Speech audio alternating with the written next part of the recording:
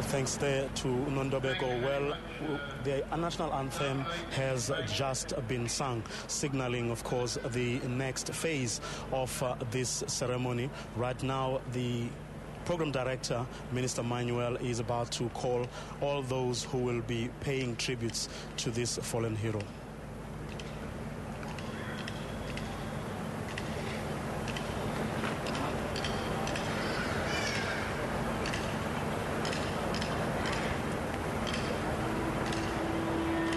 I'm going to offer a universal prayer. Let us pray. God of life and peace, you who created the heavens and the earth and made us your own to be agents of your transforming love in the world. We gather here under the warmth of the African sun as your children, the sons and daughters of our beloved Africa, to give you thanks for our friend and brother Roy, for his great and sacrificial contributions to the building up of a new nation. And now we commend Roy to you, as into the hands of a loving and caring God. Roy has run the race with dedication and sacrifice, and now you have crowned him for his many achievements. We pray your blessing on his family and friends, those gathered here. May they know the strength and comfort of your tender love and presence, not only this day, but always. So bless us, merciful God. We offer our prayers in your name. Amen.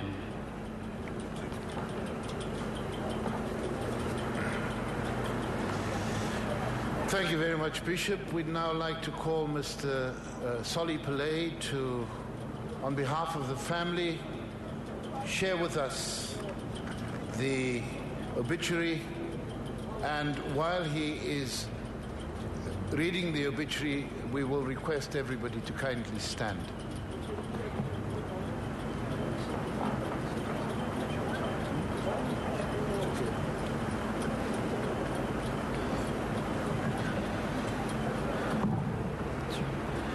கடவுள் பெயரினால மதிப்புக்குரிய பெரியோர்களுக்கு எனது அன்புமிக்க வணக்கம். Ladies and gentlemen, good afternoon. Mr. President, sir, honorable members of national and provincial government, respected guests and elders, and may I beg your indulgence in humbly declaring that all protocols are observed and acknowledged and respected. Among the many dreams that families dream is the one we hope that there is going to be one amongst us, one who brings unbridled honor and pride, and one whom the world recognizes as somewhat of a messiah. When Minister Roy emerged as the commander of the struggle in the Chatsworth community in particular, our families could afford the luxury of that dream, that Roy would transform into the family hero, slowly maturing into political royalty. However, Roy escorted us all in a journey beyond these dreams as he quietly strode the national and international political terrain like a colossus, winning supreme admiration, adulation, and the highest respect for championing the cause of the disenfranchised. Our families and friends were never the same again as he brought into our world this unquestionable honor of Minister of National Government. Everywhere we went, we would proudly declare that we are relatives of the Minister of National Government, and we would not so coyly drop the name of our beloved minister. The history of the emancipation of the apartheid-oppressed peoples of South Africa has never adequately been told, And if we do achieve this, documenting of a miracle of a nation freed, it will reflect on this history, of one who walked amongst us, who unquestionably deserves the status as one of South Africa's great heroes. My brother-in-law, Radhakrishna Lakshmana Roy Padayachie, was a salt of the earth, common man who never dreamt nor desired that one day he would be this hero. Born 62 years ago into a working-class family in the once bustling Indian township of Clearwood, Roy was never showered with the trappings of wealth and affluence. In this area of relative obscurity, the signs of a future superachiever began manifesting themselves in simple ways when he became a local tennis champion, a singer and performer of note, an eloquent speaker at small functions, and who captured the eyes of many young girls who walked the roads of Clearwood. His years at university were at the height of apartheid, where racism, discrimination, and daily assault on human dignity prevailed and festered with unbridled impunity by the Foster governments. It was against this background that the seeds of protest and the anger at the dehumanization of the community began seriously taking root within Roy. While maneuvering through a BSc degree at the university, he, together with other great luminaries such as Minister Pravin Gordhan, Judge Zak Yaqub, Yunus Muhammad, and others, took on the cudgels of the opposition against the apartheid state. While the university was the spawning ground for the resilient and fighting spirit of this emerging hero, the realization of the suffering of the community at large also began taking root within him. He began rapidly entrenching himself as an exceptional student and community leader, and was at the forefront of every protest movement in opposition to the regime that was kindled at university and flowed into the community at large. On his return, after he was awarded a scholarship where he studied for the master's degree in agricultural economics in the University of London, his resolve and determination to fight the evils of apartheid grew dramatically. His marriage to his university sweetheart, Sally, in 1980, was no surprise, as they had carved for themselves the status of a formidable combined political force within the apartheid-created, impoverished community of Chatsworth. Sally was his ally, his partner, often his auditing mentor, and his greatest supporter and inspiration in his relentless and unselfish fight against the repressive regime. Together with Sally, the political movement was strengthened with Joe Hoover and the Crofton Residents Association. In 1981, his daughter Vindhya was born. While this was an event that would have brought ordinary families a new fulfillment of familyhood, Minister Roy sadly could not participate fully in this period of joy, as he was hounded and pursued by the security branch, desperately trying to arrest him. Like many of our struggle heroes of the time, he was also treacherously robbed of the pleasure of fatherhood and had to steal visits to his wife and child over weekends, and sometimes only once in 2 or 3 weeks. This unhappy pattern continued for many years, and his second-born Trivana also suffered the similar deprivation of a father beside her. And the only way we could get Roy to visit his family is to phone Sally clandestinely and say to Sally, "We are bringing some bhajia home." And the bhajia was Roy. While immersing himself in the great general struggle politics for human rights, he became particularly distressed at the plight of disadvantaged communities in the field of early childhood education, and this led him to become the director of one of the most successful national programs for early childhood education based in Chatsworth. He stood tall as a man of rare integrity, devoid of human avarice, self-aggrandizement, and egotistical excesses. He stood as a man for the poor and a leader for the downtrodden, a champion of the disadvantaged. He stood as a man among men of the highest order, unrelenting to the bitter end in his fight for a better life for all. When I said to him recently, "Roy, why don't you take it easy?" he said to me, "He will die in his boots." His death in a faraway place demonstrated his rare and unselfish dedication to the quest for reform that knew no geographical or social boundaries. And as Mark Antony said in his eulogy for Julius Caesar, when comes such another? The loss of Roy to our family is devastating, the gain to the world unforgettable. Long live the spirit and brilliance of my brother-in-law, Roy Padayachie.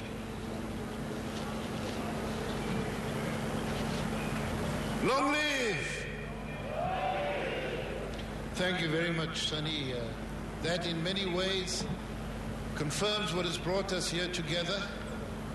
I'd now like to invite my colleague, friend, Minister Nkosazana Zuma, who reflects on the fact that when she returned from exile, Roy was one of those with a large heart who embraced the returning exiles. Minister Zuma, would you join us?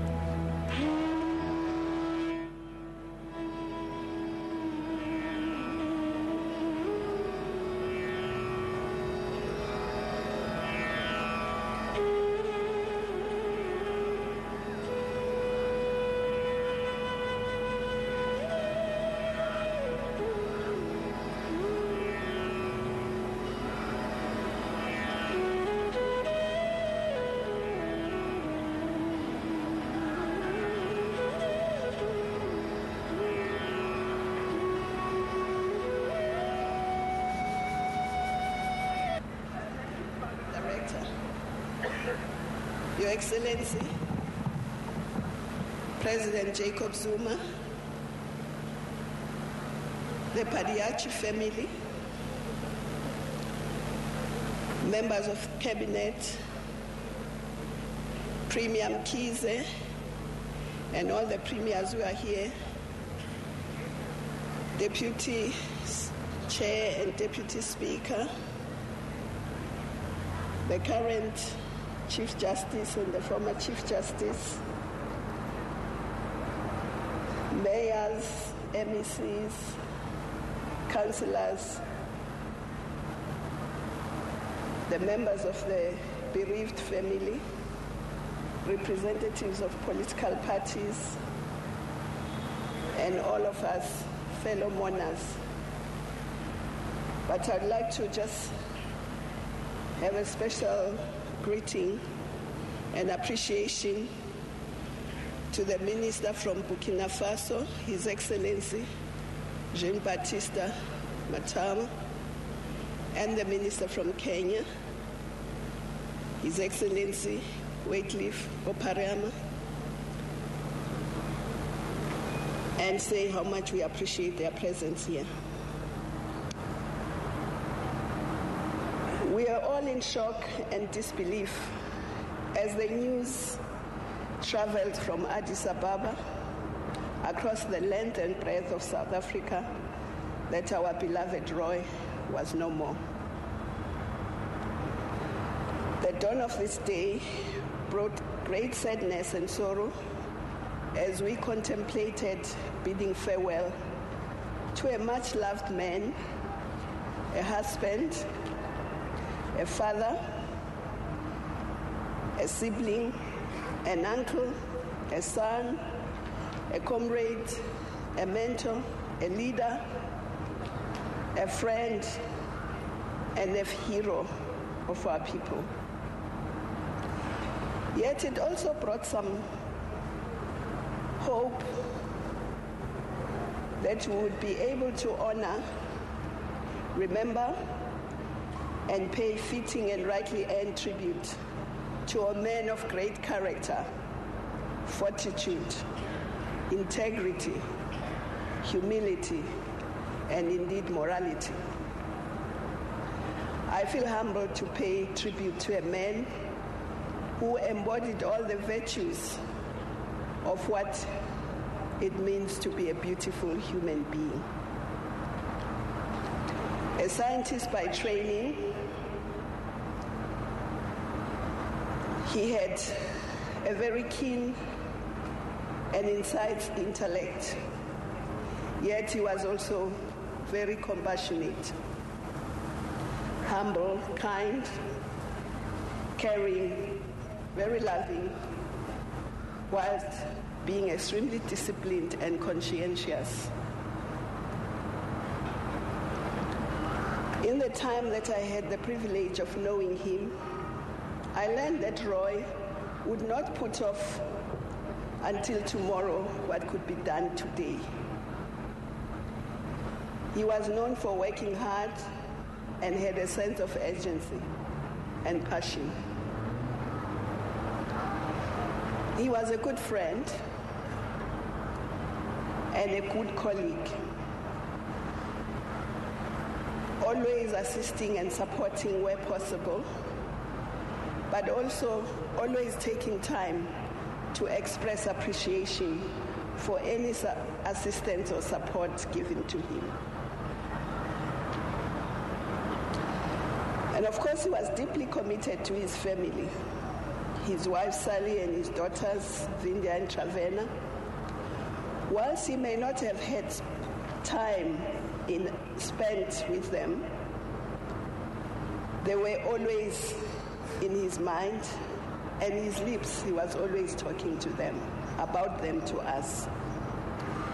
And at this point, I would like to extend our deep appreciation to you, Comrade Sally, and the girls, as well as your extended family, for sharing this wonderful man with us, enabling him to contribute meaningfully to this country and its people. In remembering Roy today and in time to come, we feel robbed that he will be no longer able to impart his wisdom, his strategic thinking, engage in debates about the future of our country and its people, implement policy decisions that will undoubtedly leave this world better than we found it,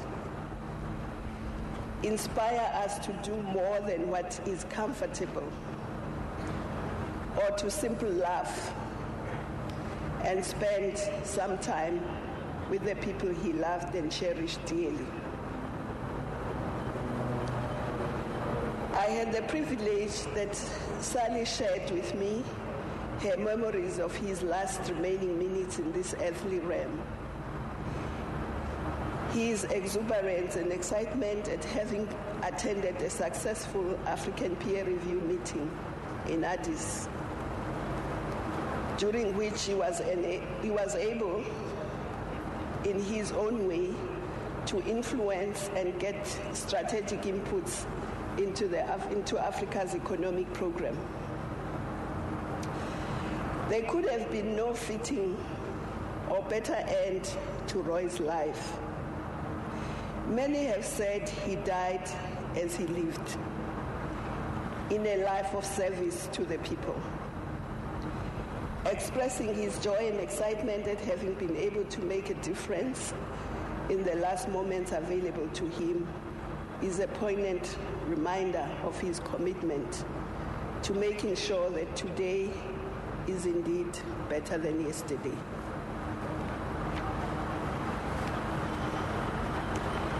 In reflecting upon Roy's life, I'm reminded of the words of another truly remarkable cadre of our people and hero of our people, Oliver Reginald Tambo, when he said,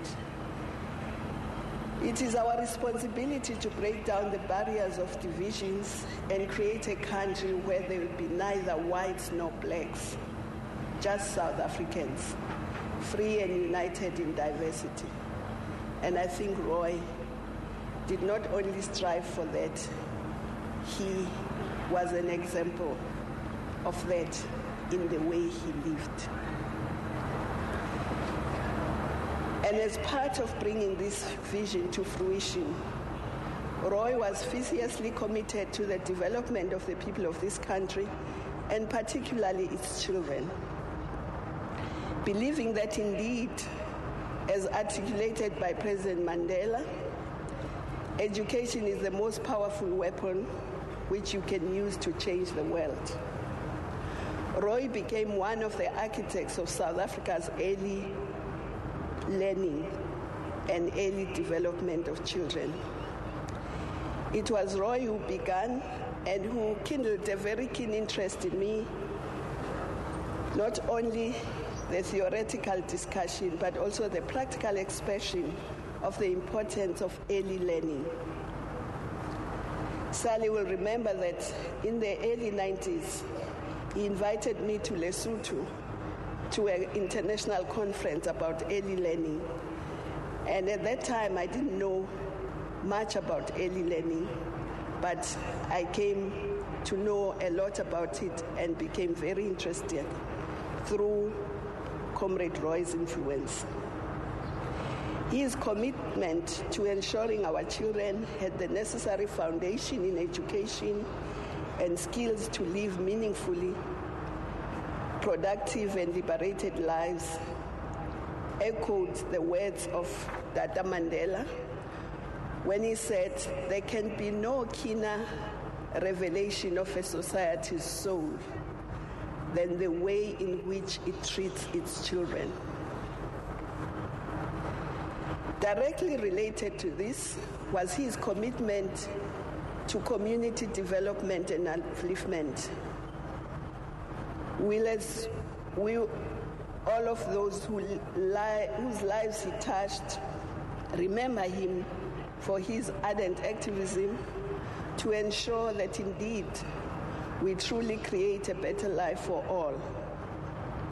He never turned his back on these communities and the poor. Giving practical expression to this, Roy, amongst others, championed the small and medium enterprises, recognizing the value of their success and that it could change people's lives, and especially the most vulnerable and disenfranchised. He was also a very generous man, and he shared whatever he had. I remember on occasion where he received a big donation of blankets. His spirit of generosity was so great that he shared those blankets amongst some of the ministers, including myself, and made sure that we distribute these blankets in the communities where we lived. But it also made sure that his donation that he had received went much further than just his immediate community. However, his commitment to the contribution to sustainable development and security for the vulnerable extended beyond the borders of South Africa. One of the most outstanding examples of his was his efforts to bring about a negotiated, just and sustainable political settlement to the armed conflict between the Liberation Tigers of Tamil and the government of Sri Lanka. As part of this, he was also instrumental in forming the Solidarity for Justice and Peace Group, which worked to bring an end to this long-running. It is better to lead from behind and to put others in front, especially when you celebrate victory and when nice things are occurring. But to take the front line when there is danger and work to be done. In the year in which we commemorate the centenary of the African National Congress, the continent's oldest liberation movement, the loss of a comrade so courageous, noble, and fearless is all the more keenly felt. This year also marks the 18th year of our freedom and liberation from the yoke of oppression, colonialism of a special type, and apartheid. Yet much remains to be done. And as we reflect on the road ahead of us, we are reminded that the passing of so disciplined and loyal a comrade to the development of South Africa and its people is indeed a great blow to our collective will to drive the change that is required. Fellow mourners and the bereaved family, comrades, The best way in which to pay tribute to Roy now and in the future would be to follow his example, working hard and working honestly, in a non-assuming manner, caring for all people, rich and poor, and serving until your last breath. We take this opportunity to extend to Sally, the girls, Vindia and Travina, Roy's entire family, friends, colleagues, comrades, our deepest condolences at the passing of a man whose contribution to South Africa that we now enjoy will reverberate for generations to come. May his soul rest in peace. I thank you.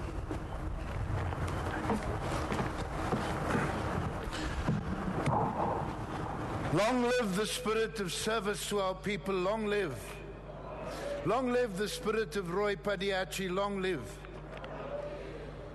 Now, Minister Nkosazana Zuma spoke of these three pillars in Roy's life: Sally, Vindia, and Travana. And now I'd like to call on behalf of that very tight network, Travana, to share with us her thoughts and views. Thank you.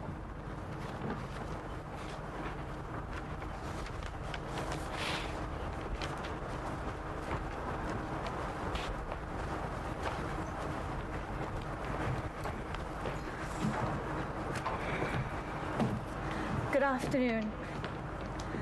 How do we begin to sum up my dad, Minister Padayachie's life? Simply put, he was a brilliant mind, a dedicated, hard-working comrade and cabinet member, and a loving husband, father, and grandfather. He was involved in the political struggle from the young age of 20 and lived out his last 10 years serving the public of South Africa and representing their voice and best interests in the national cabinet. This was his dream come true. Politics was engraved and entrenched in every aspect of my dad's life, that no other career mattered despite his numerous degrees.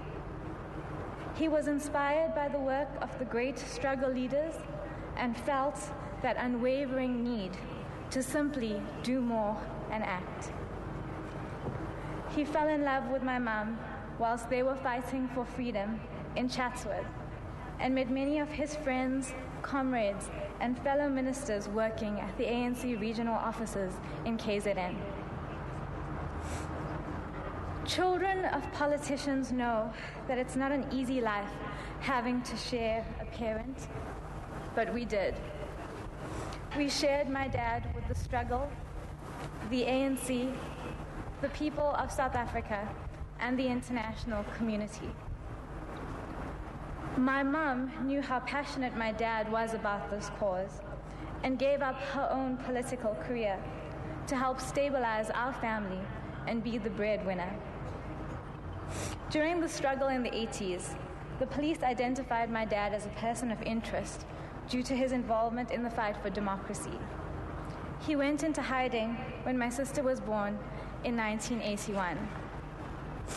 When my mom was pregnant with me in 1983, she was detained for 48 hours by the police, who at that time heightened the investigation of my dad.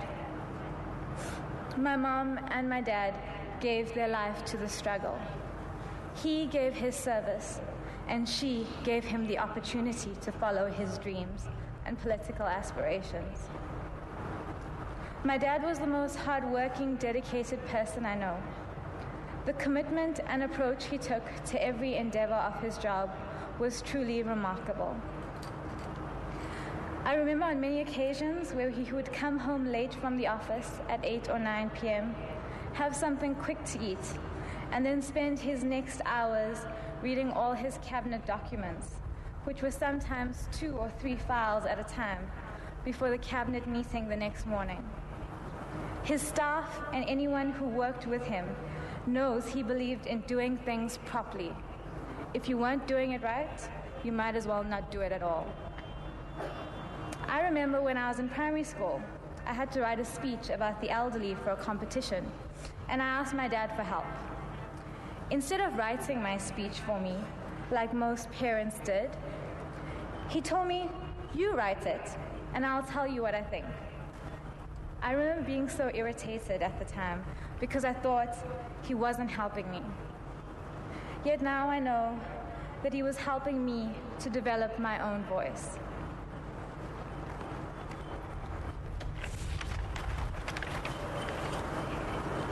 He was hard on the people closest to him because he always expected more from us and pushed us to achieve what he knew we could. He worked so hard and devoted and sacrificed so much, but was often not always acknowledged for all that he did.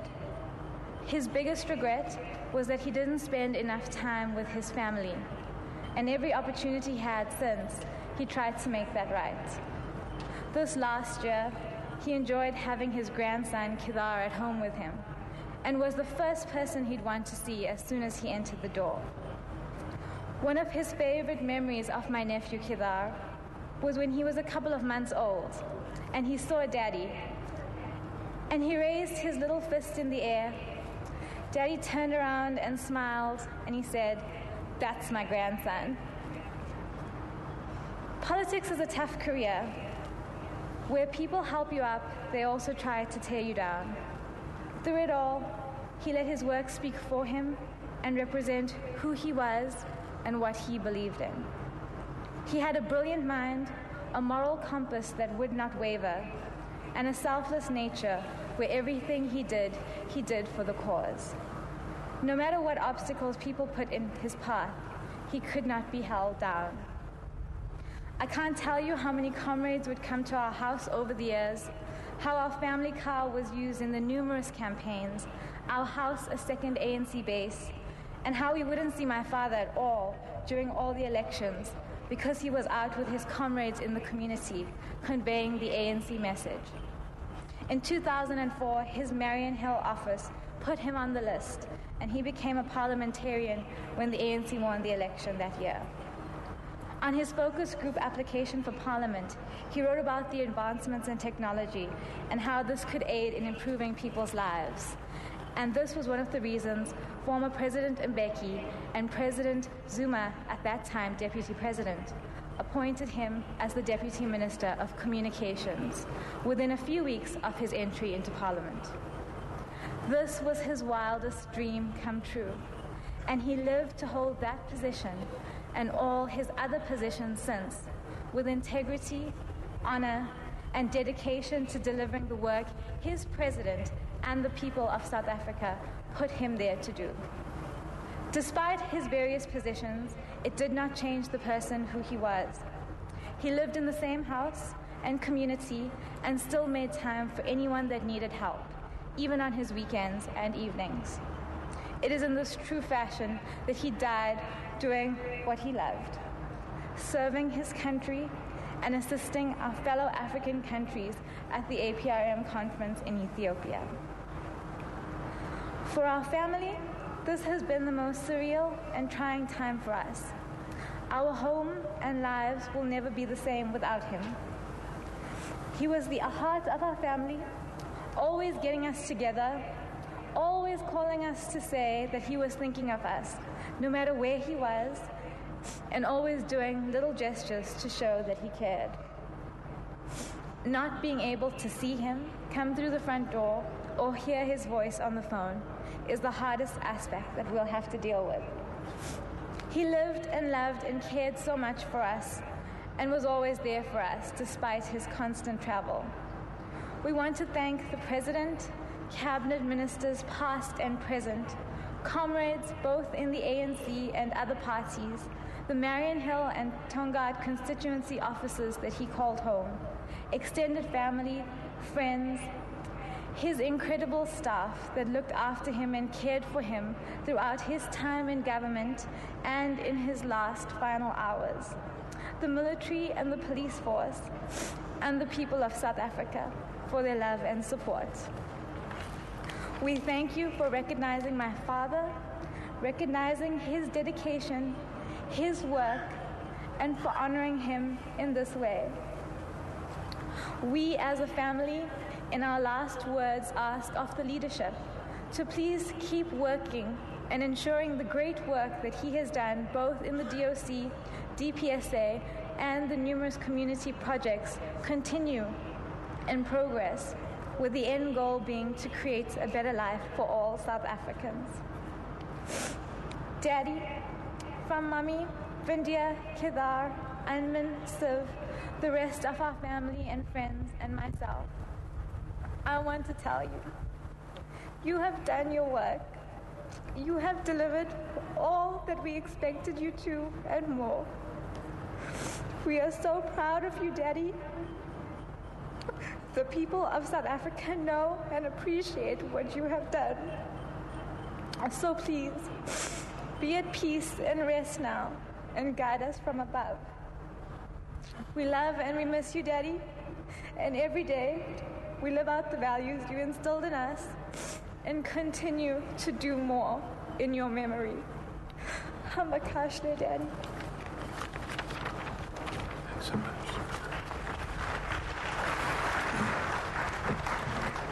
Thank you very much, Savannah. I reflected on what Nkosazana was saying about these three amazingly strong women who have been the pillars in Roy's life, and that is reflected once again. I'd now like to invite another colleague, but not as a colleague, as a comrade, Pravin Gordhan, not as Minister of Finance, but as a long-standing comrade of Roy. There was something about the predecessor to UDW, something about the trip to Salisbury Island, something that induced militancy on the ferry. And so some 40 years later, we have Comrade Pravin Gordhan to share with us. Thanks.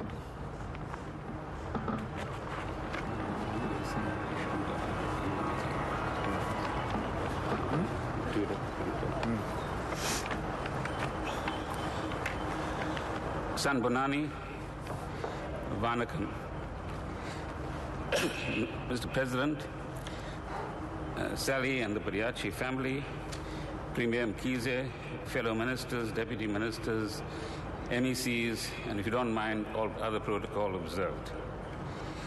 We are gathered here today to say farewell and pay tribute to Comrade Roy Padayachie.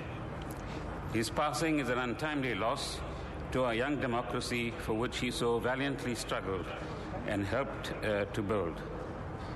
Today we salute his passionate belief in and struggle for non-racialism, his uncompromising approach to the attainment of democracy, and his dedication to creating a better life for all South Africans.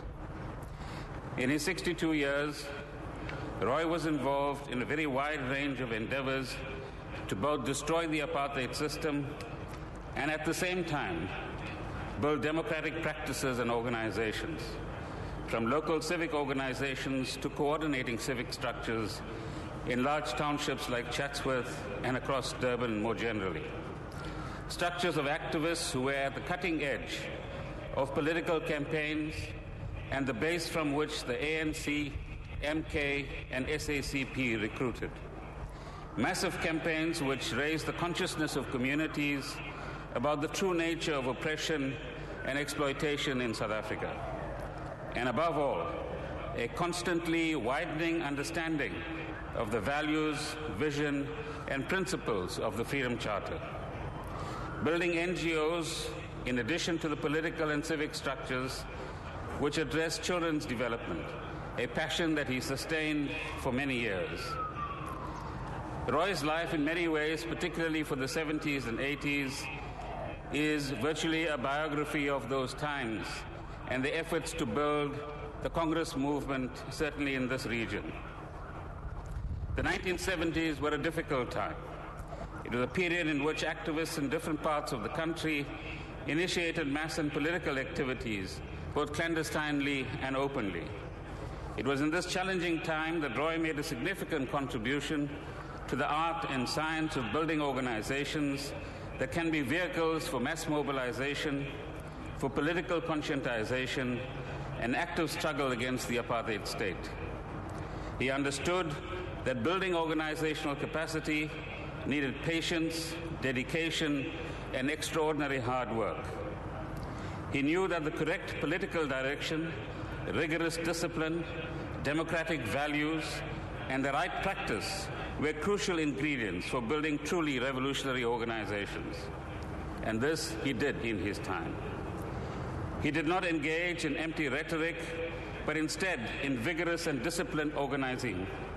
He believed that the movement required cadres who were honest, selfless, humble, and willing to learn. Cadres who knew that their mission was to serve the people and not themselves. This was not done through misdirected populism or rhetoric, but within the disciplines of the Congress movement and the principles of the Freedom Charter. He knew that it was the task of activists of the ANC to win over and unite all sections of society and isolate the apartheid enemy. He understood the importance of uniting people through collective mass action. It is through these efforts that Roy and his fellow activists of that time nurtured and built genuine grassroots working-class leadership and activists who constantly added to the ranks of the foot soldiers of the liberation movement. This selflessness, this willingness to sacrifice, this ability to put the interest of our people first and before self-interest, this intent to empower others to play a dynamic role in change processes, these are the qualities that we could all well emulate today as we take on the task of modernizing the ANC to meet the challenges of the 21st century. The program director referred to this magical ferry that we used to take as students across the Durban harbor to what was then the University College of Salisbury Island and was later to become the University of Durban-Westville on the mainland of Durban. It is during this time at the university that we met and coalesced with many others who later became activists of one kind or another. This was a fascinating period. A revival of politics was occurring about 10 years after the banning of the ANC and some 6 years after the Rivonia trial. The university's dictatorial authorities were being challenged to allow what today we take for granted, a democratic student representative council on campus. ANC and Marxist literature was discussed clandestinely. The Natal Indian Congress was being revived by Mewaram Gobind, the late George Sripasad, and others. The activities of the Black Consciousness movement was evident on and off the campus, and the Freedom Charter was a rallying point for a new generation of activists of the Congress movement. 1972 engaged Roy in the mobilization, planning, and tactics of student boycotts, clandestine organizing of protests, for example, against Mr. John Foster coming to Durban-Westville in 1972 to open the new university campus, the building of a working alliance with leaders of the Natal Indian Congress, and comrades found creative ways to conscientize new students, both on the campus and at that time the Phoenix settlement or Gandhi settlement played a very important part in this. By 1973-74, Roy and others supported workers' struggles, particularly the landmark dock workers' strike in Durban, which ushered in a new era in labor organizing and struggles. Amongst the people more directly involved were Ila Gandhi, Griffiths Mthenge, Harold Nkosazana, amongst others. 1974 sees the first group of comrades being released from Robben Island after serving about 10 years on the island. Jacob Zuma, Sunny Singh, Judson Kuzwayo, Kirsten Munsami, amongst others. This marked yet another shift in Roy's involvement in the struggle, actively working with ANC comrades, building the profile and base of the Congress movement through the Natal Indian Congress, and trying to find practical opportunities for mass mobilization, political conscientization, and building organizational strength. The next 5 or more years was a period which marked a new phase in activism, mobilizing communities around concrete struggles and engagement with the apartheid state on the day-to-day issues that confronted our communities: rents, housing, services, schools, evictions, property rates, the effects of the Group Areas Act, amongst others. Roy's focus, as has been mentioned, was the Chatsworth area, while other comrades mobilized in Phoenix, Merebank, Asherville, and yet later in Lamontville, Chesterville, Newlands East, Sydenham, and Wentworth. And so, from the grassroots, began to develop a non-racial movement of civic organization throughout the greater Durban area. At the same time, a link was being made between community and local struggles with political organizing and the creation of a platform for more directly confronting apartheid institutions, the local affairs committees, the South African Indian Council, and later the tricameral parliament. During this period, he played a crucial role in building the Chatsworth Housing Action Committee in Chatsworth, whilst others built similar structures elsewhere. There was a constant determination on his part and his generation's part to build non-racial solidarity, and at the same time secret linkages with comrades and structures in African and colored areas. The 1980s also ushered in a very intense period of struggles, greater political assertiveness, more involvement in the ANC underground, the formation of the Release Mandela Committee, links between campaigns in Indian and colored areas on the one hand and African areas on the other. Roy and his generation of activists had played a pioneering role in laying vital foundations for a new phase in our struggle, marked by an intensification of the 4 pillars of the ANC strategy at the time: mass mobilization, building the underground, armed struggle, and international solidarity and sanctions. It is in this complex and yet significantly aligned matrix of organizations, struggles, and intensely involved people, workers, unemployed women, youth, civic activists, Democrats across the country, our people in rural villages, in mines and factories, who inspired the formation in 1983 of the UDF and 2 years later, COSATU. This was a period of both broadening the terrains of struggle against apartheid and deepening the involvement of the masses, whose courage and tenacity, combined with the astute, mature, and strategic leadership of the ANC and its formations, led to the democratic victory that we savor today. During this period and beyond, organizational work and cadre development was informed by intensive ideological work and political education. The link between theory and practice and the struggle for the hegemony of the Congress ideology was equally important for Roy. I am sure Roy will say today that he was privileged to be a part of a generation that both defeated apartheid and contributed to building a democratic state and a non-racial, non-sexist society. He would be disappointed with being deprived of the opportunity to contribute even more to this vital mission, which will still take another decade or more to accomplish. Both in this wonderful contribution to our historic struggle outlined above and during his service in government, Roy has demonstrated his patriotism, his courage to make personal sacrifices, and a remarkable commitment and resilience. He worked hard, he commanded the detail, and applied his vast political experience to the challenges of the democratic era. Despite his ill health in recent times, his dedication and approach to public service still drove him to go to Ethiopia. I, in fact, saw him on the Thursday morning when we met his cabinet and helped him up the stairs, and he wasn't well at all. I didn't even know he was going to Ethiopia that day.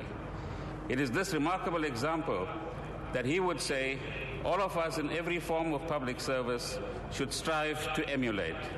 His passing must inspire all of us as servants of the public to build integrity, hard work, and passionate commitment to creating a capable, delivery-orientated developmental state. Sally, Roy's wife and life partner, whom I also know for a very long time, was a constant source of support, encouragement, and herself was equally uncompromising. in her efforts to eradicate the racist and oppressive apartheid state. We thank you, Sally, for your contribution and for sharing Roy with South Africa. Hamagashte, Comrade Roy.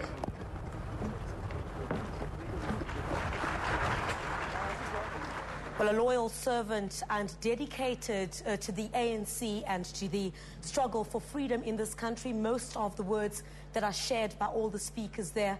You just saw a long-standing friend and the current Finance Minister, Pravin Gordhan, sharing or giving his tribute there to the late Minister Padayachie. Let's just come to you, Ntate Molefe.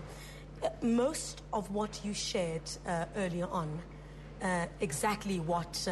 in this case, Minister Pravin Gordhan is sharing. Your take on what most of the speakers have said? Well, that is they reflect the true character of Comrade Roy in their contribution. But they also accentuate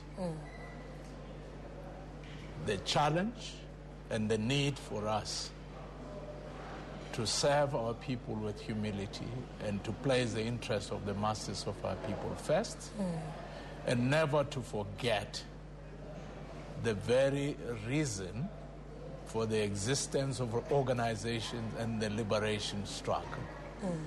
That after we got the freedom, began to hold the election in 1994, the task of transforming our society, the task of solving the problems that abound in our communities remains a very critical and urgent one.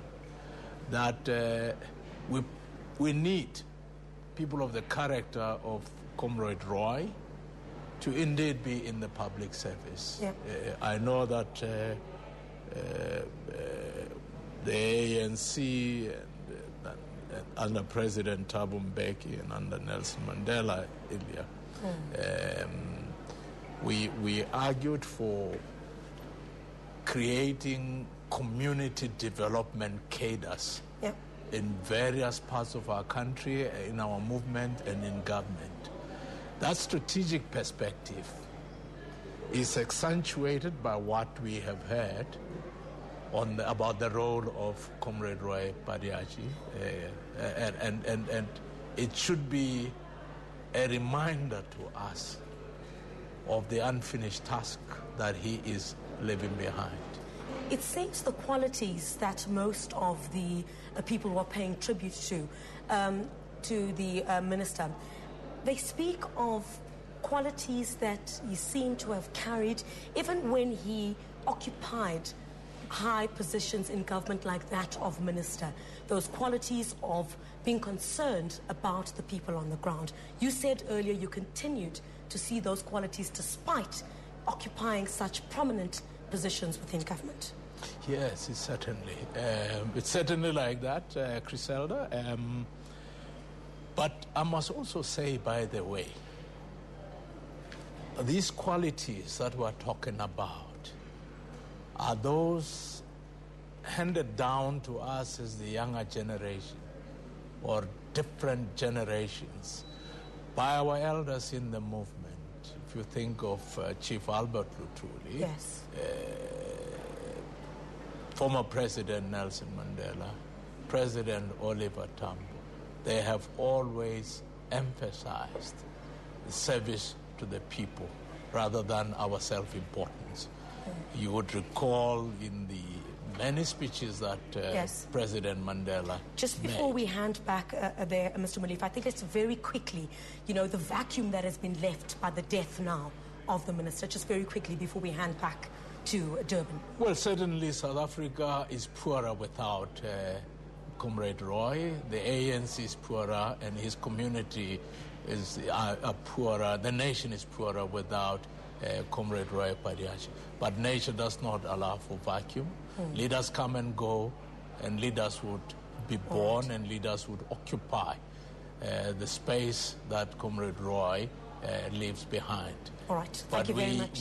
We yearn for leaders who would exude the spirit, vision, and character of Comrade Roy as they pursue this task. Such caliber. Thank you very much, Mr. Molefe. Let's go back to Durban, where the proceedings continue at the funeral of the Minister Roy Padayachie. South Africa, which occurred on Friday night, the 4th May 2012, at the Sheraton Hotel in Addis Ababa, Ethiopia. The news of his death was received with much sorrow by his colleagues, who had a successful meeting a few hours before his death. I was personally deeply saddened when I learned that my friend passed on barely 1.5 hours after we had a delightful moment over dinner that he hosted me at the Sheraton Indian restaurant up to 10:30 p.m. When we wished each other safe journey the following morning, not knowing that it was our last moment together. It is even more saddening when I remember the last telephone conversation with some of his family members and how he planned to arrive home, deal with parliamentary commitments, and travel to India on official function. To the family of Roy and close friends, our hearts go out to you at this difficult time. We know the grief you are experiencing is hard to bear at any time, but remember, it's a testimony of how Roy was not only a likable person, but also a demonstration of the extent in which his service to humanity was felt. It is indeed an expression of gratitude to him for the way in which he touched the lives of many people. Although he is physically gone, we pray you will carry his love and cherished memories in your hearts. Let him live on in your hearts, for those we have truly loved can never be forgotten. Roy has given so much to the Africa peer review mechanism and his indomitable and untiring contribution up to the day of his death when we held our last meeting in Addis Ababa. The development of the new agreement for hosting of the APRM Continental Secretariat in South Africa will always be remembered as his last agenda. Indeed, the APRM has lost a visionary and devoted leader whose commitment to the transformation of APRM shall remain unforgettable. Minister Roy was not only resourceful and energetic, but an extremely dedicated person to the cause that he believed in. It is this commitment that found us serving together as members of a 4-country select committee of Ethiopia, South Africa, Kenya, and Burkina Faso, assigned to the cause of integrating the APRM into the AU system when Roy met his untimely death. At the APRM, Minister Roy's work, though for a short time, will live on in the legacy that he has created through dedicated service to government of South Africa and the continent at large. Indeed, Your Excellency, the President of the Republic of South Africa and the entire country has lost an extremely industrial leader. To the family, let this message be a loving reminder that we are, as friends, are with you, especially at this time of mourning. We pray that you will draw upon your own strength and the strength of loved ones who holds you in their thoughts and prayers.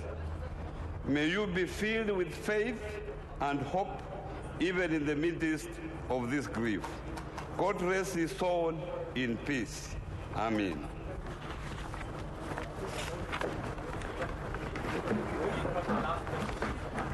Asante Sana, Minister. From the African peer review mechanism, a panel, the chair is Professor Soya of Liberia. The families also received a very, very warm message. Amongst the messages received from the Kleowood Tamil Institute, Neotel, the PSCBC,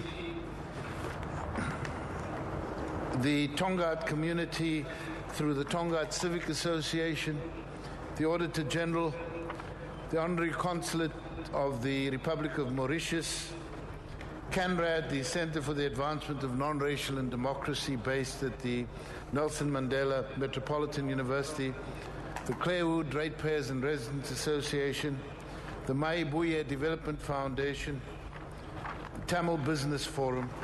We will share others with you as well.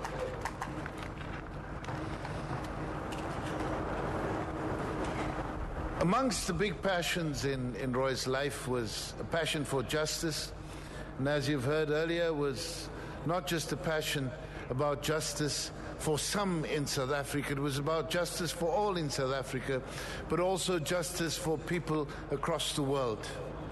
One of the people he worked closely with in this quest for justice everywhere is Mr.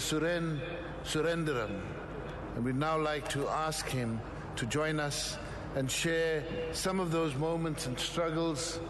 And while he comes up, let me also share with you messages from the Tamil National Alliance, from the New Beginnings Training and Development Organization,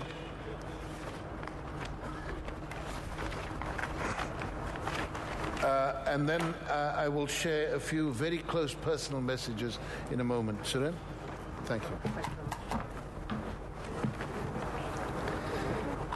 Vanakkam. Your Excellency, the President. Well, if you've just joined us, this is a special broadcast coming to you live from the Sahara Kingsmead Stadium. I'm Salma Patel, Comrade and Roy's with family, me I have fellow comrades, an friends, activist and KZN member of the provincial legislature, and that's Maggie Govender. Good afternoon, Mrs. Govender. What's your impressions of today's events? Well, I think if you look at the speakers who are present, they very, very accurately portray the kind of person that Roy was. Many people just know him as a politician, but today, from the tributes from the family as well as the comrades, you can see that he was somebody who was involved in various sectors of our community. I think one of the things that, people hadn't really known about was Roy's early involvement in early childhood development, particularly in the Chatsworth area. And, he was a pioneer in that, and there are many lessons that developed through his involvement in the Chatsworth Early Learning Centre, which today are being implemented. So I think that part of it is very good. I think for many of the people who are here today, it's also showing them the kind of person that he was, not just somebody who spoke, but who did things. The people who have attended are a reflection of his involvement. Now, you're also a close friend of Roy Padayachie. Tell us what he was like during his early days, especially when the passion for activism was ignited during the student days.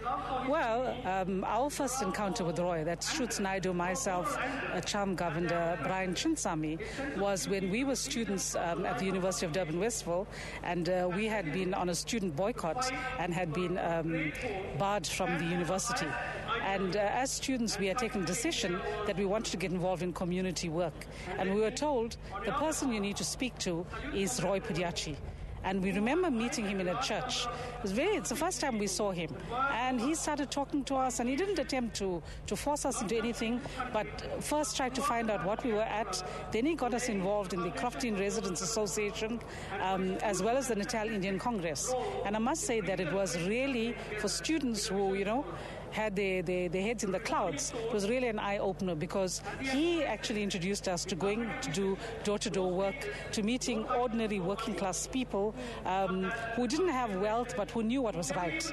And it was through Roy that we met people like Mrs. Naika from the Crofton Residents Association. In fact, her son Kati is here today, and that shows you how far he reached to people. So he was actually a champion of the poor people then? Absolutely. He really was. At that time, that was the involvement. And the Chatsworth Early Learning Centre, which he had founded, was located in the Crofton area in Chatsworth. The Crofton Residents Association is what he was instrumental in founding. And he drew in ordinary people, not fancy or anything of the sort. People like Mr. Jagnath, Tammy, Mrs. Naika, and Mr. Naika. And then the movement grew. There was the Morton Housing Action Committee that was established. In fact, Raymond Reddy, who is here today, actually is now employed in Roy's ministry. There was also the Bayview Residents Association that was formed.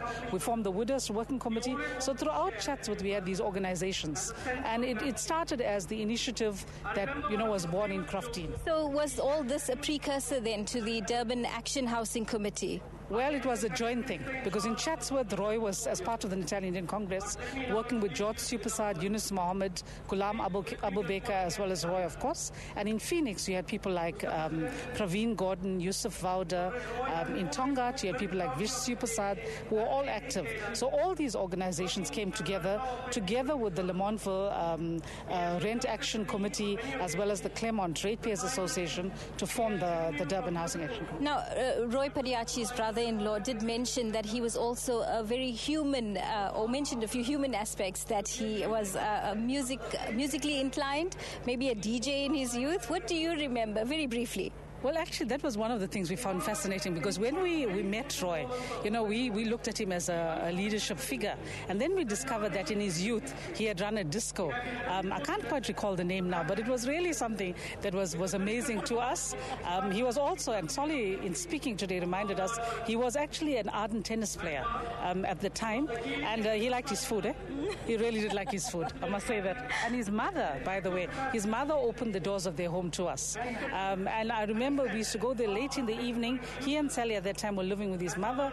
And I tell you, no matter what time you went, there would always be a cup of tea or something to have in that house. Well, we're going to leave it there, but thank you very much for joining us this afternoon. That was Maggie Govender, a friend and an activist. And let's go back to the podium now for more from Surendra, who is telling us more about Roy Padayachie. You very warmly shook my hands and said, and I quote, "Comrade, please go and tell your fellow comrades, as revolutionaries, we will always stand by you." Comrade Roy has always tried to bring to bear the South African experience in all his attempts to bring a just solution to the conflict in Sri Lanka. Many of his visionary counsel and ideas have now been adopted as part of the strategy of the Tamil Diaspora Organization Global Tamil Forum that I represent on behalf of 15 countries trying to alleviate the sufferings of our people back in the island of Sri Lanka. Even the last SMS I received from Comrade Roy last Tuesday read, and I quote, "Thanks for calling me to wish me on my birthday. Bringing the Tamil representatives from Sri Lanka and from the diaspora community to visit our parliament and meet with President Zuma and Comrade Mighty will be a good next step to take in the part of the learning from our own experience. I sincerely hope that his last wish of Comrade Roy will come true in the near future. As a friend and my personal counselor, Comrade Roy has always insisted that we learn from the best of class and none other than from the Comrade Oliver Tambo's era in how he masterminded the internationalization of the struggle of the oppressed people in South Africa. Comrade Roy kindly presented me a book titled Oliver Tambo Beyond the Ngali Mountains. In a personal note in the book, he says, and I quote, "To Comrade Suren and Neeraja, expressing our solidarity with your cause for human rights and dignity for Tamil people. Lots of love, good wishes, and for the beautiful friendship. Sincerely, Roy and Sally Padayachie, 16 November 2011. Mr. President, Sally, ladies and gentlemen, we can only hope that his family will be able to console their grief, knowing that Comrade Roy was not only a loyal husband and a loving father and a grandfather, but a great man, a hard-working activist, selfless humanitarian, a freedom fighter, a defender of those less fortunate, a patriot of South Africa, a loyal comrade, a sincere Tamil, and above all, a genuine and a dear friend. On behalf of all of us here who loved him and take to his rest, we pray that what he was to us and what he wished for others will someday come to pass. As a valued friend of the Global Tamil Forum, Tamils in the island of Sri Lanka, and Tamils all over the world, he will be greatly missed. I will always miss you, Comrade Roy. Thank you very much. Thank you very much, Seren. Thank you. Thank you very much, Seren. Amongst the other messages received, it's a very moving tribute, handwritten tribute from Murthy Paspam in London, and it reads, "Dear brother and friend, may God assist us in fulfilling your and our aspirations that all will be in peace. Though you are with us, we bid farewell to your Soma." He says he writes on behalf of all Tamils who Roy ever came in contact with. Also a message from the South African Tamil Federation, from the Merebank Tamil School Society. There's a message from the Lenny Naidu Institute, and one from the MJ Naidu Foundation for Social Justice. Now, distinguished guests, fellow mourners, comrades and friends, if I can just explain what will happen in the program from here. We will now invite the Premier of KwaZulu-Natal, Dr. Zweli Mkhize, to pay tribute. I will then ask Dr. Mkhize to pause, because before the President addresses and delivers the oration, it will be necessary to have the flag draped in the coffin draped in the national flag. Immediately after that, we'll ask Dr. Mkhize to introduce the President. However, after the President's oration, on request of the family, because there are some dignitaries who have not yet had the opportunity to view the body, we will remove the flag and allow those who haven't viewed the body to do so here. It's an exception, but one that is necessary to accommodate the needs of everybody present. So, Dr. Mkhize, Comrade Premier, please.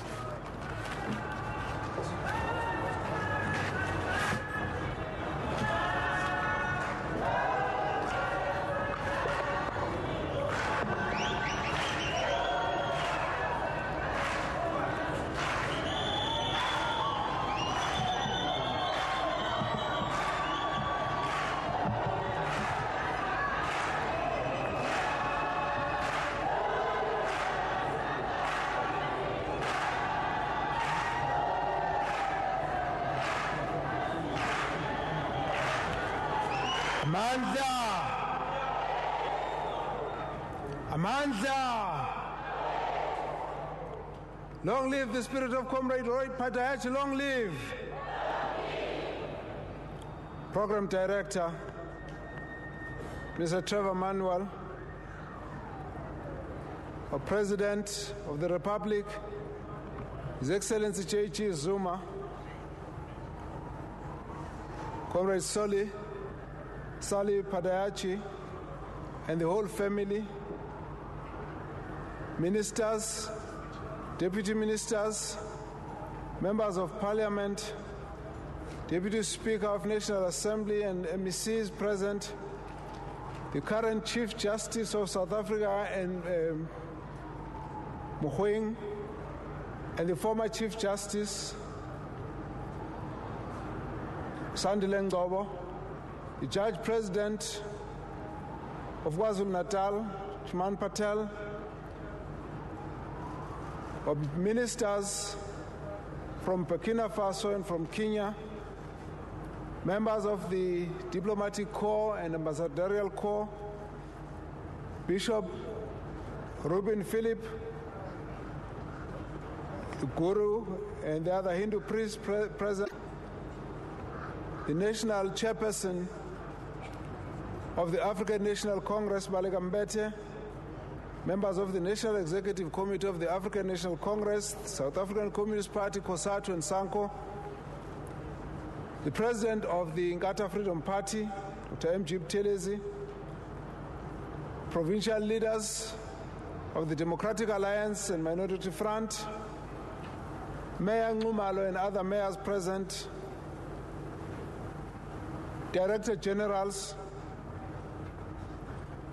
DDGs, heads of departments, and government officials from various departments in different provinces, the Surgeon General, generals and officers of the armed forces,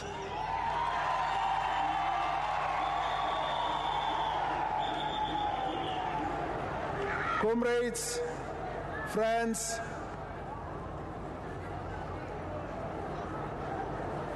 I rise at this point to pay tribute to a comrade, a loving husband to Comrade Sally, a loving father to the two lovely daughters, and a grandfather, but also a liberation stalwart, a strategist, a freedom fighter, a revolutionary, and a true leader of our people. South Africa today, in the province of KwaZulu-Natal, is experiencing once again the pain of losing a leader of stature, a man who has been an invaluable asset not only to his own local community, but to the whole region, the whole province, the whole of South Africa, and Africa as it has been reflected to us.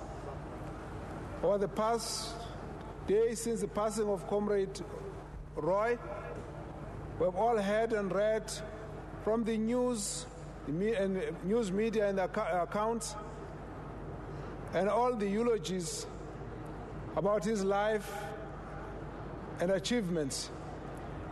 Indeed, Comrade Roy was a remarkable man who throughout his adult life made an outstanding achievement in desperate field which would ordinarily never have been combined in a career of one person.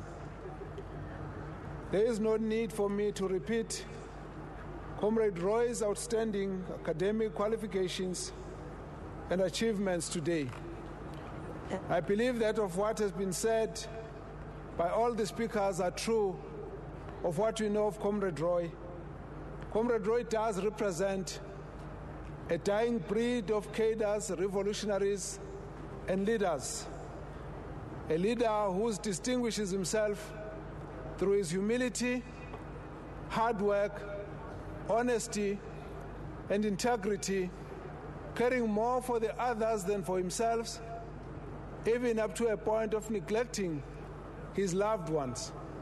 We will remember him for having been a comrade from whom we always got the best of advices, always get support, and never a problem arising from the manner in which he handled all the issues that were entrusted to his care.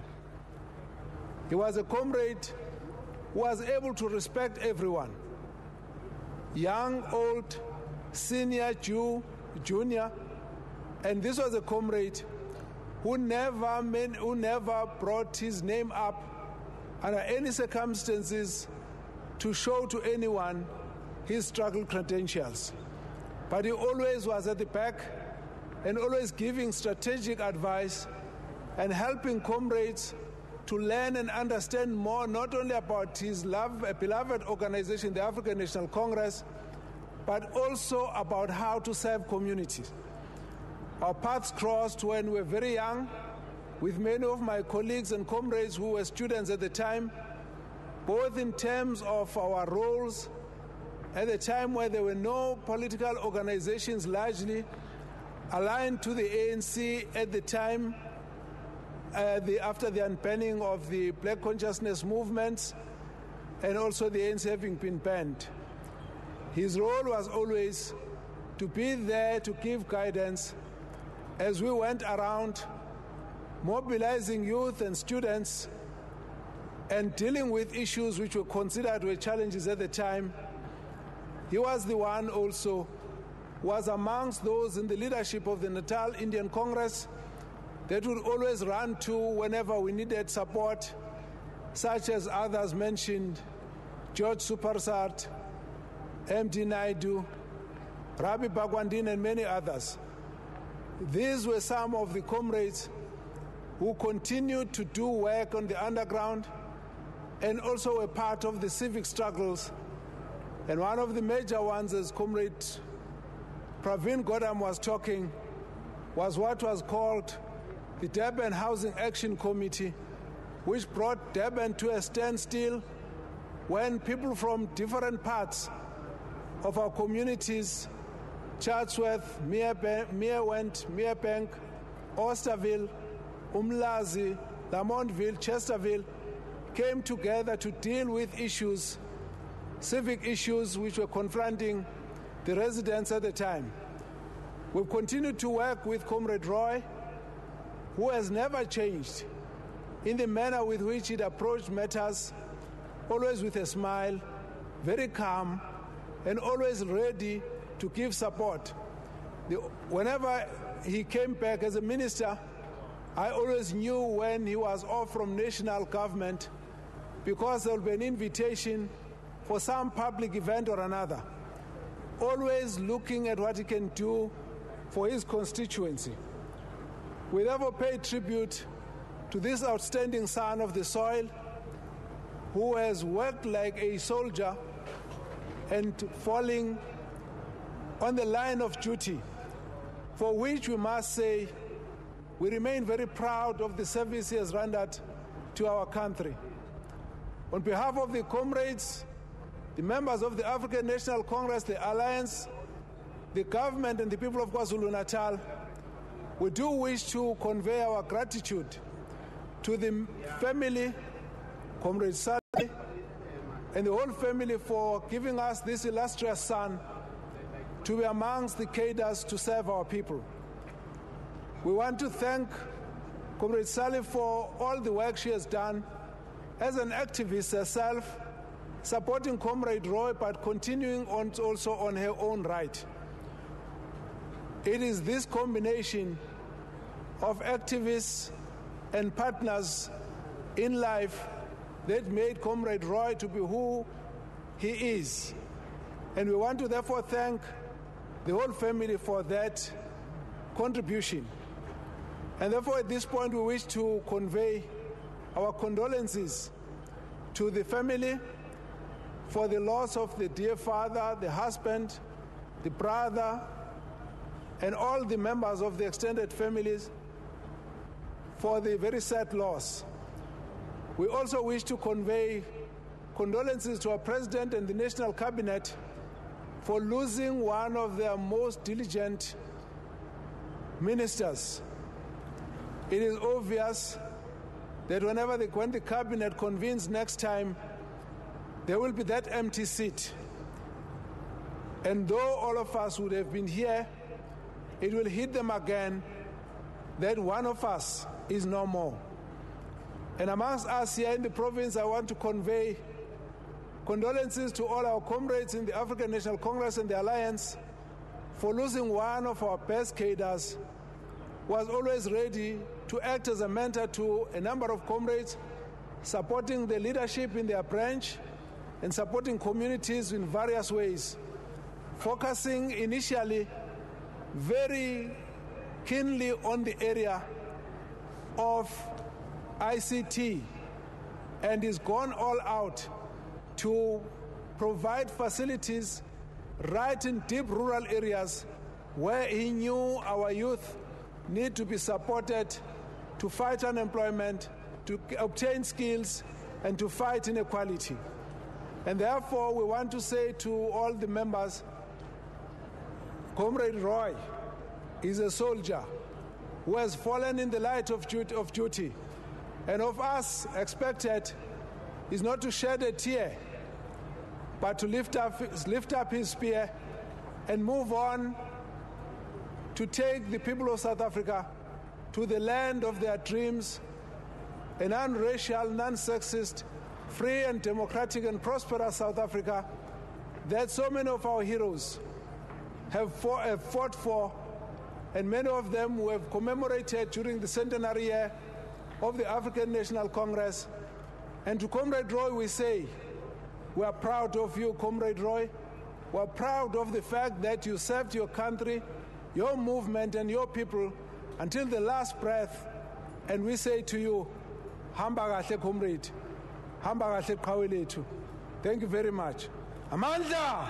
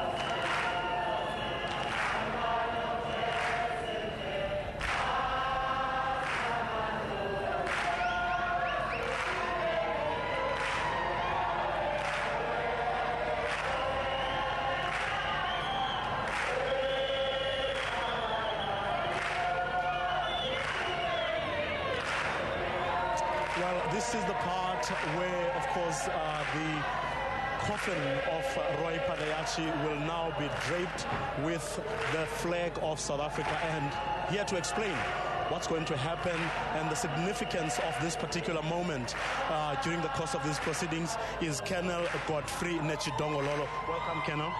Thank you. Please explain to us what the viewers are seeing on their screens right now. The wrapping of the national flag for the late Roy Padayachie, it's a symbol to honor him as a senior member who worked in the government, that we still now for his service that he has done, then we are wrapping him with a national one, because the work that he was doing, it was not doing for himself, for the national, it was for the whole national South African government. That's the symbol of the national flag, wrapping it. Now, this, of course, is something that only gets done at these types of funerals, official funerals. Yeah, it's done not for everybody, only for the members who have a senior position.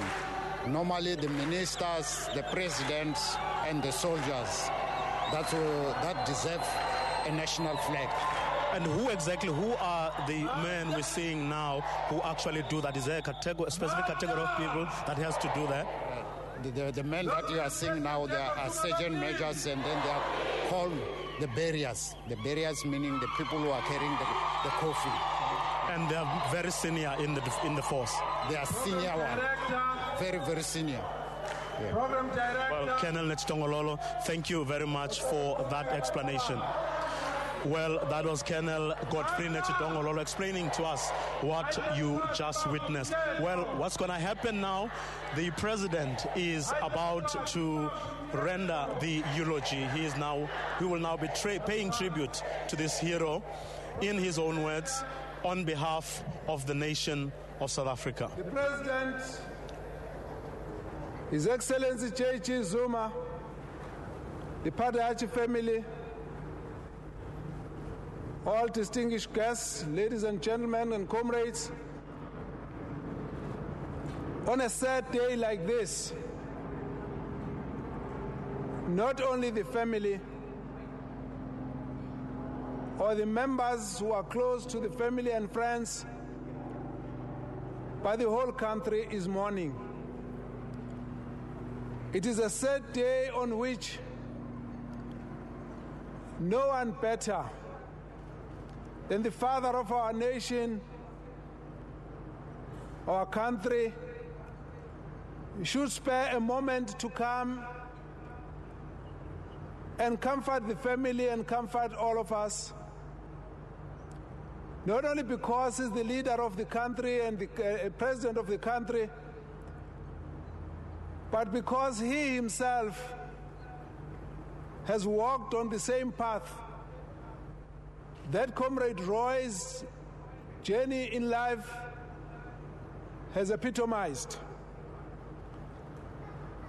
Having served in the same organization from the age of 17 years and has continued for over 53 years of his life to fight for freedom, human rights, and to fight for the improvement of in the conditions of life, fighting poverty, fighting inequality. Having been part of those who joined the African National Congress, the military wing, the Umkhonto weSizwe, having spent time in the Robben Island, and came back to continue the same struggle of those 53 years, almost 40 of those he has spent working with this fallen comrade, Comrade Roy. We know him as the president of our people, always humble and always available to listen to everyone, irrespective of their station in life. Whether a poor, ordinary peasant from the rural area or a distinguished leader from a different country of note, our president has got an equal time to listen, to learn, and to give advice. He has taken our country at a time when we need a leader who's going to assist to pull our people together. It has done a good job. We want to say, therefore, for all of us who are gathered here, we are blessed to be able to receive a word of comfort and the condolences coming from none other than the President of South Africa and the President of the African National Congress, the ruling party in our country. May I therefore request you to rise and receive His Excellency J.G. Zuma Nqamala.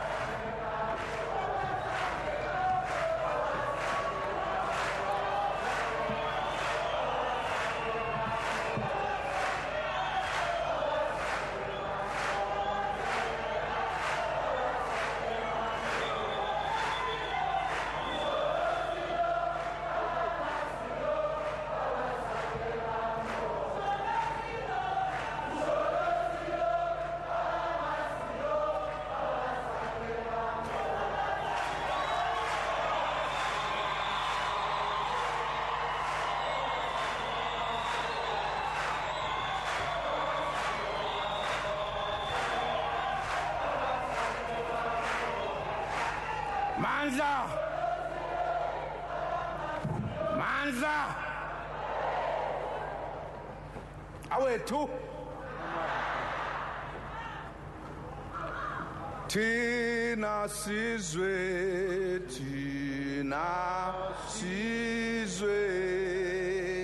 yesi sikhalela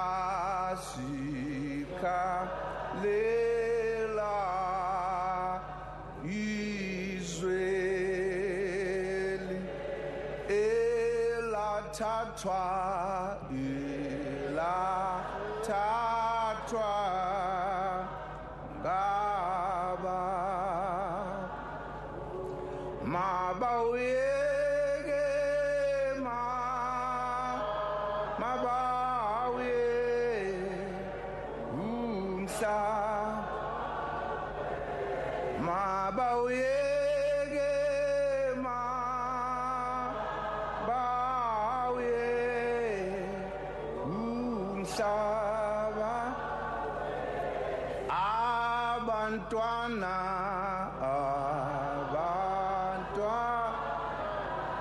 Abantwana be bakhalila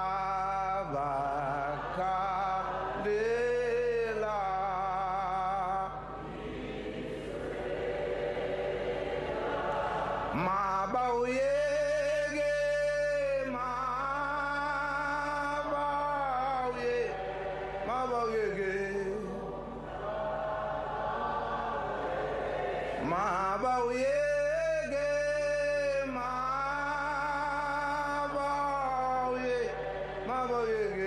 umhlaba wethu.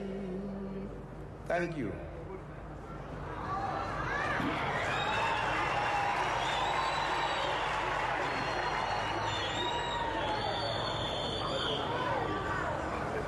Director of the program, Minister Trevor Manuel, Mrs. Roy Padayachie and family,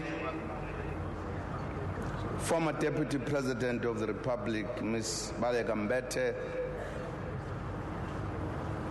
Honorable Premier of KwaZulu-Natal, Dr. Zweli Mkhize,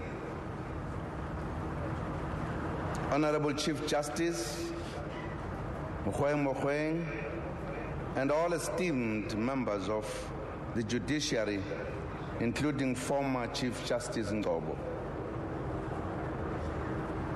Honorable Ministers, Premiers, Deputy Ministers, MECs, and Mayors, including eThekwini Mayor, Councillor James Ngumalo.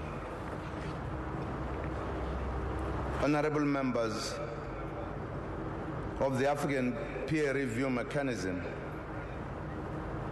and ministers from countries in the continent who are with us here today, honorable members of the National Assembly, the National Council of Provinces and the KwaZulu-Natal Legislature, leaders from the political parties, Honorable Mtwana Phindangene, who's with us today, leadership of the ANC, COSATU, the South African Communist Party Alliance, religious leaders and traditional leaders, members of the diplomatic corps, members of the business community, fellow South Africans. On the 8th of January 2012, we gathered in Mangaung in the Free State to mark the centenary of the African National Congress, the oldest liberation movement in the continent. On that occasion, we're not just celebrating an organization, we're celebrating the South African people who made this country a shining example to the world by defeating colonial oppression and apartheid. And thereafter rose above anger and hatred to form a nation united in diversity. We scored that achievement through the dedication and commitment of remarkable freedom fighters who put South Africa first before their own personal circumstances and interests. On this 9th day of May, the 3rd anniversary of the inauguration of the fourth democratic president of the Republic, we gather sadly to bid farewell to one of these outstanding patriots who suffered so that we could be free. Our beloved Minister for Public Service and Administration, Radhakrishna Lushmana Padayachie, known to all of us affectionately as Comrade Roy. We are honored to testify today that we knew this gentle, humble giant of our struggle for freedom. We knew this patriot who hardly enjoyed comfort before the dawn of freedom, and who, after the achievement of freedom in 1994, committed himself to the struggle to achieve a truly prosperous South Africa. Last week, Comrade Roy went to Addis Ababa, Ethiopia, to attend a meeting of the African Peer Review Mechanism, a crucial African Union program that promotes good governance and democracy. As a Democrat and freedom fighter, he wanted to see democracy and good governance entrenched throughout the continent, hence his dedication to the APRM. He was due to return to South Africa on Sunday, the 6th May 2012, but it was not to be. We lost him on Friday night. A gallant freedom fighter had taken his leave of us, leaving us shocked and in despair. It has been almost a week since Comrade Roy departed.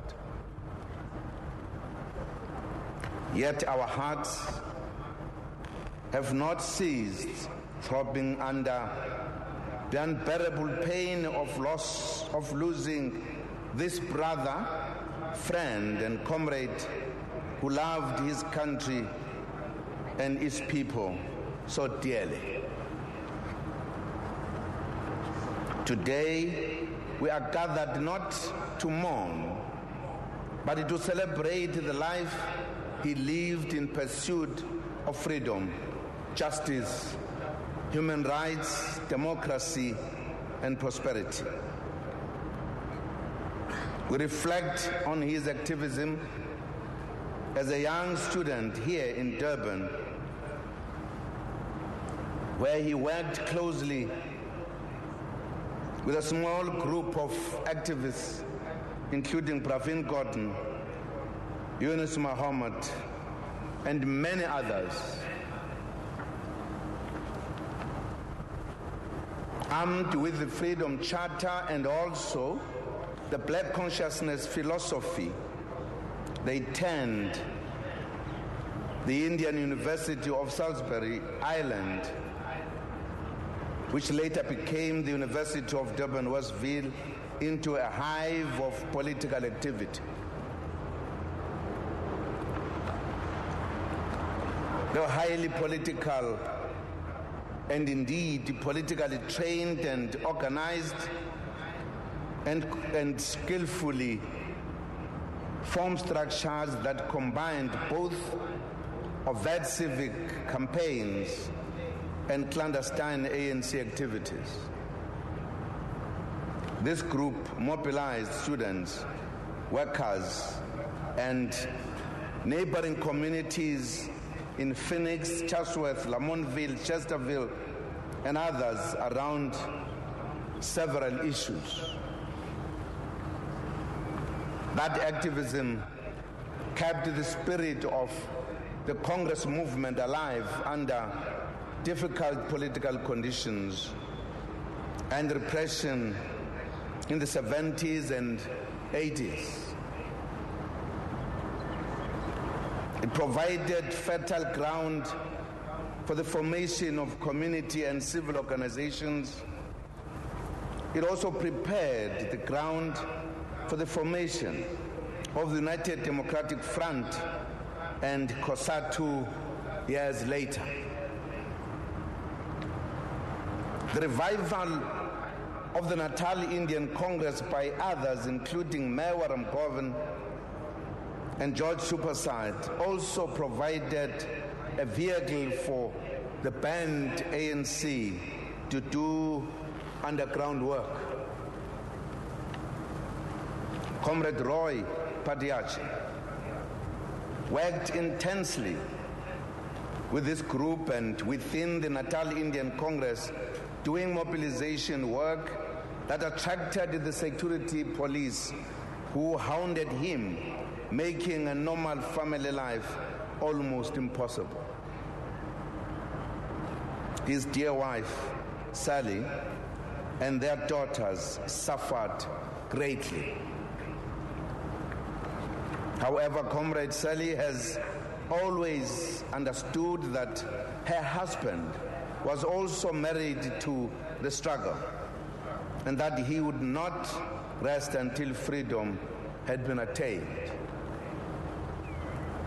Given his political activism at the time, it is amazing that Minister Padayachie completed his Bachelor of Science degree at the University of Durban, Westville. It demonstrates his supreme intellectual ability. Compatriots and friends, we have lost a friend, a brother, a comrade, and a man who truly loved this country and its people. And some of us have lost more than a cabinet colleague. My first encounter with Comrade Roy occurred shortly after my release from Robben Island in December 1973, together with other comrades like Sunny Singh, who's with us here, Judson Kuzwayo, Kirsten Musami, and many others. Comrade Roy took me to my first medical check as I come out of hospital. I had to do a medical checkup, an arrangement that was made by one of our stalwarts, Comrade Phyllis Naidu, at King Edward Hospital in 1974 to ensure that I was in good health following my release from Robben Island. He later helped me and worked with me to accompany me to several meetings and activities in the days to come as we continued to work together to strengthen the work that was being done politically in the country. As we drove together, he asked a lot of probing questions and shared extremely good ideas about what we needed to do to advance the struggle under those difficult political conditions. Since we spent so much time together, I came to know him better and to appreciate his political acumen and commitment to the struggle, this country and its people. He became a friend, a brother and a comrade that I could depend on for underground political work. I later went into exile, and Comrade Roy went to study at the University of London, where he completed his master's degree in agricultural economics. In London, he interacted with a number of comrades, including comrades such as Aziz Pahad, Yusuf Daddu, our President Oliver Tambo, and others. The stay in London deepened his political education and consciousness. He underwent intensive political education and came back to Durban more empowered about the ANC and its policies.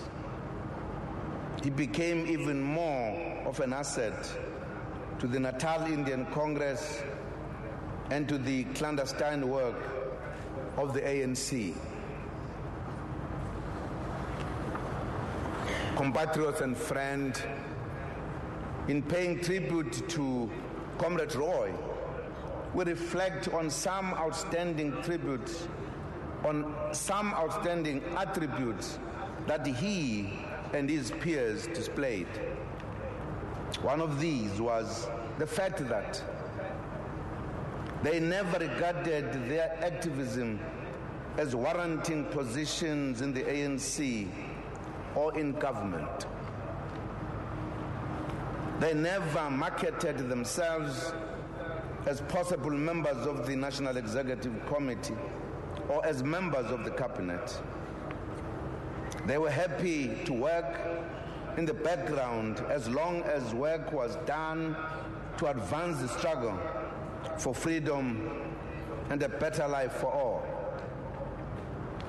Some people in this country may not even have known Comrade Roy's illustrious political career and contribution simply because he never saw the need to make this known.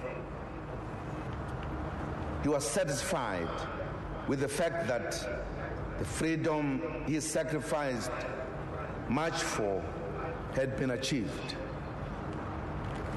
We'll always remember this trait of humility and placing the needs of the country before one's own.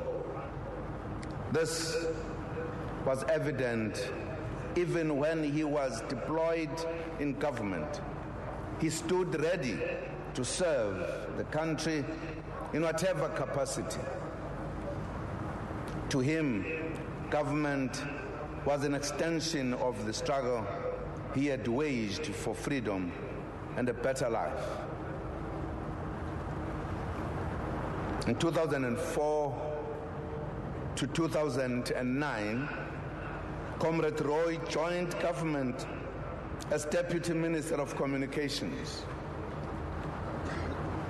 He was Deputy Minister of Public Service and Administration from 2009 to 2010. Minister of Communications from 2010 to 2011, and as Minister for Public Service and Administration from October 2011 until the time of his passing on. He made his mark in each portfolio. In the communications portfolio, he used the opportunity to bridge the digital divide. He was often seen in remote areas delivering computers to poor schools. He also worked hard to establish telecenters so that the children of the poor can have access to communication facilities such as the internet, faxes, and others. Comrade Roy was determined to expand access to broadcasting services to remote areas as well. We discovered places in this country that had never had television reception through Minister Padayachie's hard work. He was equally passionate about expanding banking services to the poor.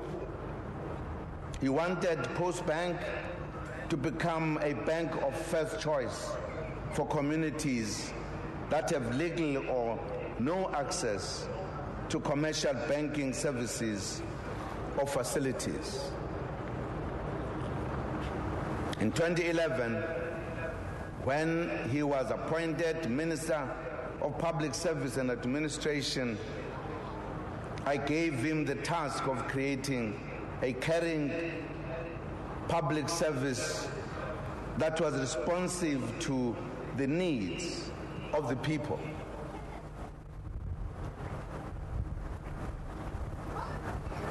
As a consummate political activist, he knew what the public service of a free, democratic South Africa should be like, for us to be able to say things were changing for the better. At the time of his passing on, he was busy with strategies of improving the recruitment, career pathing, and the retention of skills in the public service to create the ideal public service for a developmental state. Comrade Padayachie was also busy with public service wage negotiations at the time of his passing on. As agreed in the previous round of negotiations, he planned to negotiate a multi-term agreement whose aim was to ensure labor peace and create room for government to implement resolutions that were agreed upon at the Public Service Collective Bargaining Council level. We certainly looked forward to a peaceful negotiations season under this skillful negotiator and activist. Fellow South Africans and friends, we always urge members of Parliament to be in touch with their constituencies. For many communities, their constituency MP is the only source of assistance when they are in distress.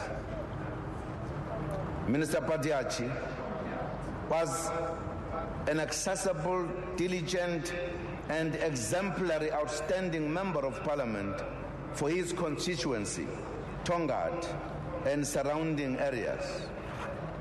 Despite his heavy ministerial schedule, he still made time for the poor and for the people of his constituency. We wanted to do a lot for his constituency. He had several items in his project plan, which includes a service delivery forum, a frail care center, a museum for 1860 artifacts, a two-song center, and a job creation project on which he was working with the Department of Trade and Industry. The people are mourning the loss of a great MP and a leader that they could always call upon for help. Compatriots and friends, the passing on of Comrade Roy has robbed us of a father, a grandfather, a husband, a brother, a friend, a colleague, a visionary, a leader, and a servant of the people. But those of us whom he has left behind must be comforted by the knowledge that he has played his part in liberating us and in shaping our lives in positive dimensions beyond April 1994. We are reminded as we pay our final tribute to Comrade Roy that the struggle that he and many others waged so bravely and so selflessly was not in vain. It was a struggle to achieve freedom, democracy, and human rights for all. That has been achieved. It was also a struggle for all the people of South Africa to live in a society without poverty, inequality, and unemployment. He left us in the middle of this phase of struggle.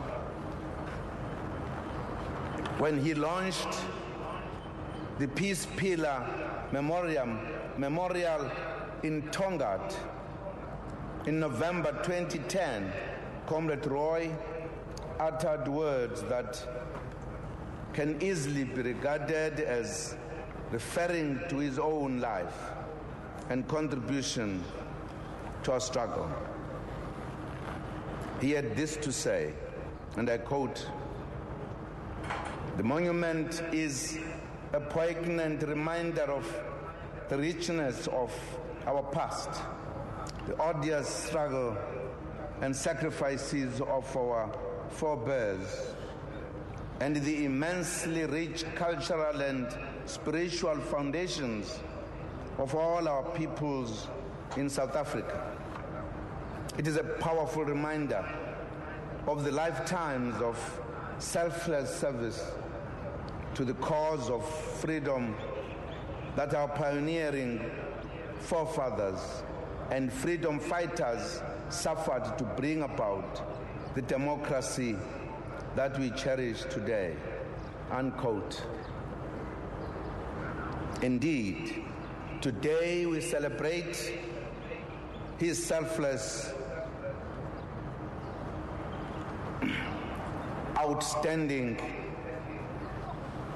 contribution and how he suffered to bring about the democracy we cherished today. We can only be richer through borrowing from his legacy. We have learned from him the importance of loving our country and its people and putting South Africa first in everything we do. We have learned the importance of working for peace and the unity of all our people. We have learned from his friendly disposition that all South Africans are important and can make a difference in building a great South Africa. We have learned that we should never forget the plight of the poor and the disadvantaged as he prioritized them in every deployment and assignment he was given. He never lost track of the mission of his organization. More importantly, we have learned the importance of unwavering loyalty, discipline, and respect as foundations for order and progress. As we mark the third anniversary of the fourth administration today, we recommit ourselves to building a nation that remains forever mindful of its history.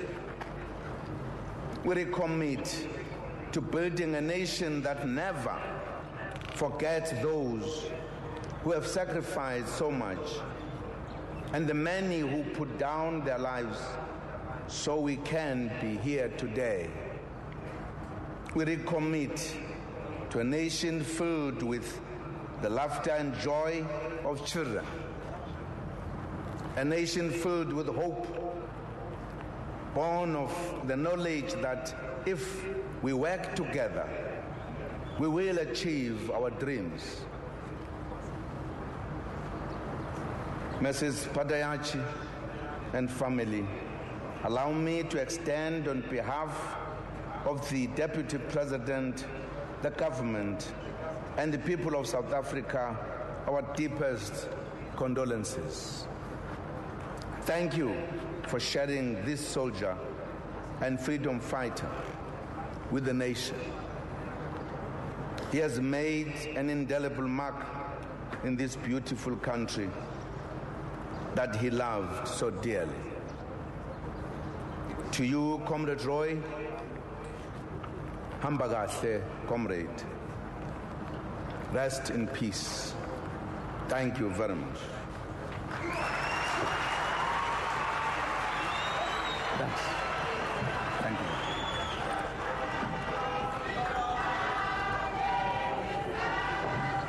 Thank you very much. Well, the President of the Republic of South Africa, President Jacob Zuma, there paying his tribute to the late minister. Let's come back to you very briefly, Mr. Popo Molefe, who's known the late minister for more than 30 years. Great tributes that have been paid today to the late minister. Just final words of the man that you got to meet. Griselda, when one so great passes on, and when the curtains draws down, signaling the closure of a chapter in our history and opening up a new era, we can only hope that from the confines of his remains, we shall continue to draw inspiration. That will be a command to a new cadre of community developers, new cadres of the ANC, and the youth of South Africa, black and white, to continue discharging the mission of serving our people. We can truly say, yes, here lies a man who served our people.